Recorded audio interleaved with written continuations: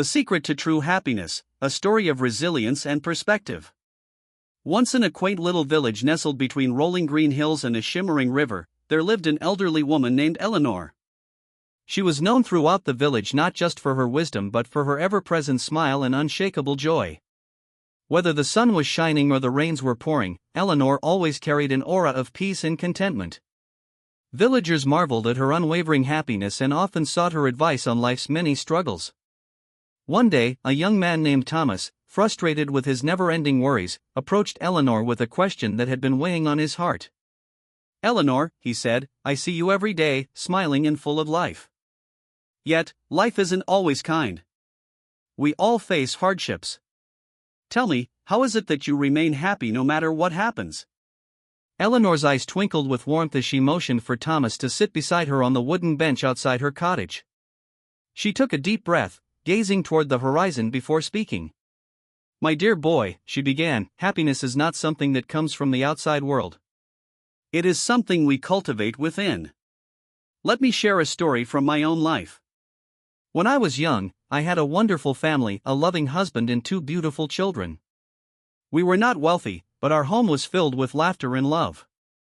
Every morning, my husband and I would sit by the river, watching the sunrise while our children played nearby. We had little, yet we felt rich with joy. But life, as it often does, threw an unexpected storm our way. My husband fell gravely ill. We tried everything we could to save him, but medicine was expensive, and we didn't have enough. Day by day, I watched the love of my life grow weaker until one fateful morning, he was gone." Eleanor's voice remained calm, but Thomas could see the depth of emotion in her eyes. "It was the darkest time of my life," she continued. "The pain was unbearable, and for weeks, I could barely bring myself to eat or sleep. The world felt colorless, and I wondered if I would ever feel happiness again." Thomas nodded solemnly. "That's understandable," he said. "Losing someone you love is heartbreaking. But how did you find happiness again?" Eleanor smiled gently. "One morning, as I sat by the river, lost in my grief, I noticed a tiny yellow flower growing between the rocks. It was delicate, yet it stood strong despite the harsh conditions. In that moment, I realized something profound: life continues. And just like that flower, I had a choice: I could wither away in sorrow, or I could find the strength to bloom again." Eleanor continued, "From that day on, I made a promise to myself. Every morning, I would wake up and find one thing, just one thing, to be grateful for. Some days it was the warmth of the sun on my skin. Other days, it was the laughter of children playing in the village. Even on the hardest days, I could find something, no matter how small, that brought a flicker of joy." Thomas furrowed his brows, deep in thought. "But what about the days when everything goes wrong? What if there's nothing good to focus on?" Eleanor chuckled softly. "Ah, but my dear boy, there is always something good. Even in pain, there is wisdom. Even in loss, there is love that once was. And most importantly, everything good or bad eventually passes. Nothing in this world is permanent, and that includes suffering." Thomas exhaled slowly, letting her words sink in. "So you're saying happiness is a choice?" "Yes," Eleanor said firmly. "It is a choice we make every day. We can dwell on what is missing, or we can embrace what remains. Life is like a river, constantly moving, ever changing. If we resist it, we drown in sorrow.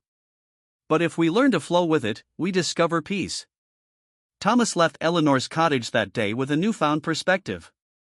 He began practicing what she had taught him, searching for small moments of happiness, embracing gratitude, and accepting that life's hardships would pass. Over time, he noticed a change within himself.